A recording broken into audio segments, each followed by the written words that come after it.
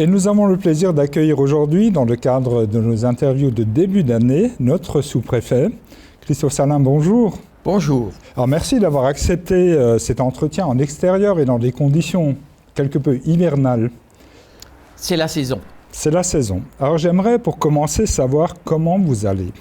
Dans quel état d'esprit est-ce que vous avez commencé cette année ? Alors je vais bien, à titre personnel, mais cela importe peu.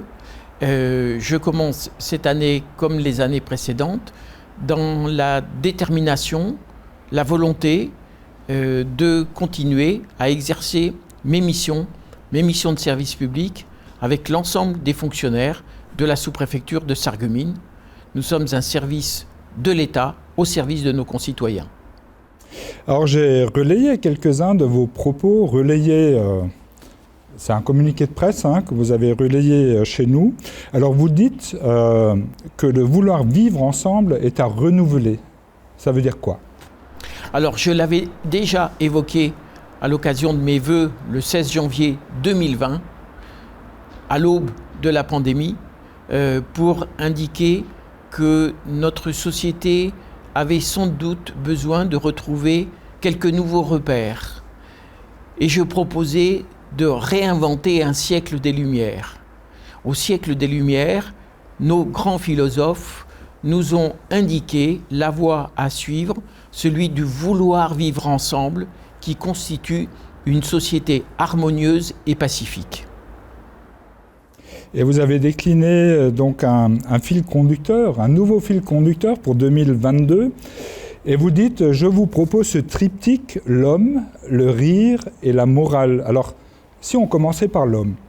L'homme, parce que de façon déterminée et délibérée, l'homme et la femme sont le seul objet du service public dont j'ai la charge de l'administration.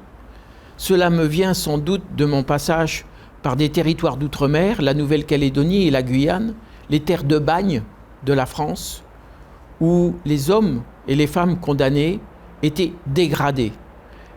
Eh bien, c'est ce à quoi je suis attaché, c'est l'homme avec un grand H, c'est-à-dire l'être humain, doué de sensibilité et d'intelligence, auquel je suis attaché pour l'exercice de mes missions de service public. Et le rire fait partie de votre fil conducteur. Alors c'est un peu étonnant pour un homme qu'on connaît plutôt sous sa rigueur. Sans doute, mais comme j'ai souhaité le rappeler, le grand humoriste que j'apprécie, j'espère que je le partage avec d'autres, Raymond DeVos, a dit « Le rire, c'est une énergie ». Et il a fait plusieurs sketchs sur le rire bestial, le rire humain, le rire, l'exercice des zygomatiques. Et dans cette période un petit peu difficile, à tout le moins, que nous traversons depuis 2 ans, je pense qu'à travers l'être humain, il nous faut aussi retrouver des caractéristiques de l'humanité dont le rire fait partie. Que ce soit le rire en société, que ce soit le rire en famille, que ce soit le rire personnel, c'est retrouver une joie de vivre. Et donc le rire en est un support. Et malgré le contexte d'aujourd'hui qui était très difficile, donc le rire est nécessaire. C'est une nécessité, j'allais dire, d'évidence, car il nous faut pouvoir traverser ces temps difficiles dont on espère la fin dans les mois qui viennent ou dans les temps prochains. Et donc il nous faut retrouver cette joie de vivre qui caractérise le mode de vie à la française. Ah, vous citez aussi la morale. Alors là, j'avoue qu'il faut nous l'expliquer, nous éclaircir cela. Alors la morale, c'est la morale républicaine. C'est pas celle de la société, c'est pas celle de la famille, c'est pas celle personnelle. C'est une morale républicaine. Et pour cela, je m'inspire d'un des plus grands préfets qu'ait connu notre République, Jean Moulin, qui a consacré sa vie et sa mort à la défense de la France, avec ce leitmotiv qui tient en 2 mots, la France et la République. La France, c'est notre patrie, c'est notre terre. La République, ce sont nos institutions qui nous permettent de vivre en liberté. La France et la République, c'est le fil conducteur de l'administrateur public que je suis. On va continuer par s'intéresser aussi un peu à votre job de sous-préfet. Alors vous parcourez les communes, visitez des entreprises, vous côtoyez et soutenez le monde économique, culturel et social. Alors de manière générale, s'il fallait raisonner en force et en faiblesse, vous diriez quoi sur ce secteur ? Commençons par les faiblesses pour rapidement les évacuer. L'image du Grand Est de la France, l'image de la Moselle-Est n'est pas celle des plus attractives. À nous, par le sourire peut-être, de rendre attractif notre territoire, qui est beau, qui est magnifique. Et c'est celui de quelqu'un qui en est extérieur, qui vous le dit volontiers. Les forces, nous sommes dans une société locale, constructive, travailleuse, réputée pour sa rigueur. Et donc, nous pouvons accueillir des entreprises, petites, moyennes, mais aussi des très grandes entreprises, pour créer de l'emploi et de la prospérité, qui sera au bénéfice de tous. Mais justement, à ce sujet, s'il y avait une idée, un projet que vous aimeriez voir se réaliser sur le secteur de Bitche, par exemple. Alors sur le secteur de Bitche, il peut y avoir de nombreux projets qui sont des projets de plus ou moindre importance. Il y a quelques jours, nous avons accueilli un ministre dans le secteur de Bitche et lui avons montré qu'en zone rurale, nous pouvons avoir des centres d'art contemporain, nous pouvons avoir des multiservices qui accueillent nos concitoyens. Nous pouvons aussi accueillir des entreprises et déjà, commençons par faire prospérer les entreprises qui existent, notamment dans le domaine du verre et du cristal. Inutile d'en citer, elles sont là, elles créent des emplois, elles prospèrent, accompagnons leur prospérité, accompagnons leur agrandissement. Ça sera un travail collectif, mais ça sera un travail qui maintiendra une compétence historique de plus de 3 siècles dans le territoire de Bitche, mais pour 3 siècles à venir aussi, espérons-le.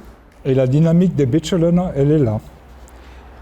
Elle est là, pour peu, comme je le disais dans d'autres territoires, que les élus se parlent entre eux pour créer de l'avenir.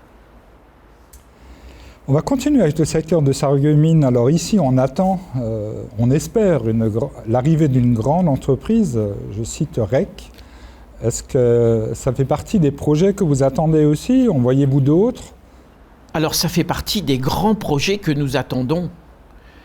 Il y a un travail ignoré, méconnu, parce que c'est un travail de bureau qui n'a pas sa place publique, mais qui, avec les services de l'État et les services de la communauté d'agglomération, nous a mobilisés pendant des mois et des mois pour mener à bien toutes les procédures administratives qui sont parfois complexes, mais que nous avons toutes réalisées pour l'accueil de cette grande entreprise de création de cellules photovoltaïques, de panneaux solaires, qui sera un très bel avenir pour notre territoire.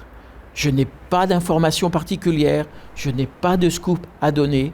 Je suis, comme beaucoup, dans l'attente de décisions qui viendront d'en haut, comme on dit communément. Et votre indice de confiance, quand même, vous en avez un ? Mon indice de confiance, c'est ma détermination. J'ai horreur de travailler pour rien. J'ai beaucoup travaillé avec les services de la sous-préfecture, avec d'autres services de l'État, avec les services de la casque. Et donc, je suis déterminé à accueillir cette entreprise. Oui, ça oui, mais est-ce que vous pensez que, ça a une chance de se faire ou pas ? Si j'étais devin, je vous dirais l'avenir. Malheureusement, je ne suis que sous-préfet. Monsieur le sous-préfet, nous sommes sur un moment de confidence aussi. Alors, je crois savoir que vous préparez progressivement aussi votre retraite. Alors, j'ai même ouï dire que vous alliez rester sur le secteur. Vous confirmez ? Pourquoi ce choix ? Avez-vous d'autres questions ? Oui, non. Vous ne voulez pas répondre ? C'est ma seule réponse pour l'instant. D'accord. Donc j'ai l'habitude de dire que je travaille pour l'éternité. Mais qui est éternel, sinon nos territoires et l'avenir de notre pays. En tout cas, vous êtes très attaché à ce territoire. Je crois que vous me l'avez déjà maintes fois dit en coulisses. J'y suis effectivement très attaché, sinon je n'aurais pas passé plus de 8 ans dans la sous-préfecture de Sarreguemines et l'arrondissement pour travailler avec les élus, les entreprises, les associations, tous les acteurs économiques et sociaux pour le développement de ce territoire qui est un beau territoire. Monsieur le sous-préfet, j'aime bien laisser le mot de la fin à mon invité. Alors, qu'aimeriez-vous dire pour conclure? L'homme, le rire et la morale, un triptyque pour l'année 2022, mais surtout la santé pour chacune et chacun d'entre nous. Très bien, merci. Merci.